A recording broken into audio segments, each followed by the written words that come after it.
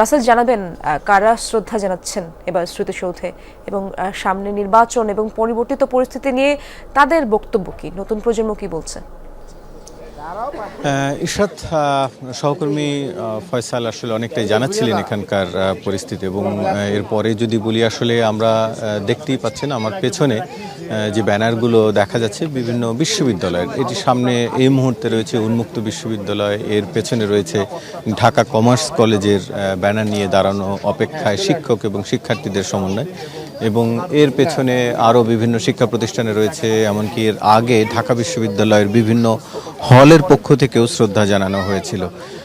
যদি রাজনৈতিক দলের কথা আপনি বলেন, আমরা এখন পর্যন্ত দেখেছি ছাত্র দলের একটি ব্যানার এখানে এসে ব্যানার সহ তাদের কয়েকজন নেতাকর্মী তারা পুষ্পস্তবক অর্পণ করেছেন, এবং এর বাইরেও বিএনপির কয়েকটি অঙ্গ সংগঠনের পক্ষ থেকেও আমরা কয়েকজনকে দেখেছি। যদি বলতে হয় যে মুক্তিযোদ্ধাদেরও কয়েকজনকে আমরা শ্রদ্ধা নিবেদন করতে দেখেছি। এবং আপনি যেটি জানতে চাইছিলেন বিশেষ করে নির্বাচন প্রসঙ্গে, স্বাভাবিকভাবেই সেটি শুধুমাত্র রাজনৈতিক দল নয়, সব শ্রেণী পেশার মানুষের কাছেই আসলে নির্বাচনের একটি আগ্রহ রয়েছে, যেহেতু গণতান্ত্রিক বাংলাদেশ এবং গণতন্ত্রের পথেই ফিরে যেতে হবে এবং সেটি নির্বাচনের মাধ্যমেই সম্ভব। ফলে একটি সুষ্ঠু, অবাধ এবং নিরপেক্ষ নির্বাচনের প্রত্যাশা সবার রয়েছে, সেটি নিয়ে তারা সবাই সেই আশাটি করেন।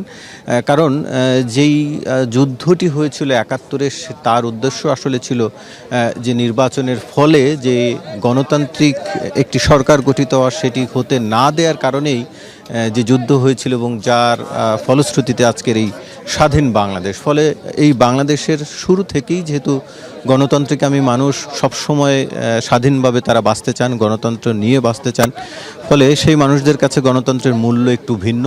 এবং আজকের এই বুদ্ধিজীবী যে শহীদ বুদ্ধিজীবী দিবসে সেটি আরও একবার তাদেরকে আসলে মনে জানান দেয়। কারণ এই বুদ্ধিজীবীদেরকে হত্যা করা হয়েছিল এদেশীয় আলবদরদের সহায়তায়, যারা পাকিস্তানি রয়েছেন তারা এই বাংলাদেশকে ধ্বংস করার জন্যই আসলে, কারণ যুদ্ধের একেবারে শেষ সময়টাতে এই মানুষদেরকে হত্যা করা হয়েছে। শুধুমাত্র এইখানে নয়, দেশের বিভিন্ন জায়গায়, রায়ের বাজার সহ দেশের বিভিন্ন জায়গায়, যদিও এই জায়গাটিকেই বিশেষভাবে গুরুত্ব দেওয়া হয় বা ঢাকা কেন্দ্রিক জায়গাগুলোকে, কিন্তু ঢাকার বাইরেও বিভিন্ন জায়গায়, বিভিন্ন পদ্মার চরেও বুদ্ধিজীবীদের মরদেহ পাওয়া গেছে বিভিন্ন সময়। ফলে বিভিন্ন জায়গায় এই হত্যাকাণ্ডের ঘটনা ঘটেছে এবং সেই সব মানুষদেরকে স্মরণ করে যারা একটি স্বনির্ভর বাংলাদেশ গড়তে পারতেন, যারা সে স্বনির্ভর বাংলাদেশটি চেয়েছিলেন, সেই সব মানুষকে স্মরণ করে এখানে যারা যুক্ত হয়েছেন সেই সব মানুষও চান একটি সুশাসনের বাংলাদেশ গড়ে উঠুক, একটি গণতান্ত্রিক বাংলাদেশ গড়ে উঠুক, সব মানুষ যেন দলমত নির্বিশেষে ভোট কেন্দ্রে গিয়ে স্বাধীনভাবে তার নিজের মতামতটি প্রকাশ করতে পারে, সেই প্রত্যাশাটি রয়েছে। যেন কেউ বাধা না দেয়, কারো ভোট যেন কেউ কেড়ে নিতে না পারে, সবগুলো বিষয় তারা আসলে চান। মানুষ দিন শেষে আসলে তার অধিকারটি প্রয়োগ করেন কেবলমাত্র ভোটের মাধ্যমেই। সেই কারণেই ভোটের যে একটি আলাদা আবেগ, একটি আলাদা মায়া, সেটি এই দেশের মানুষের সবচেয়ে বেশি, এবং সে কারণেই তারা তাদের সেই গণতান্ত্রিক অধিকারে যেন কেউ বাধা দিতে না পারে, সেটিও তারা প্রত্যাশা করছেন।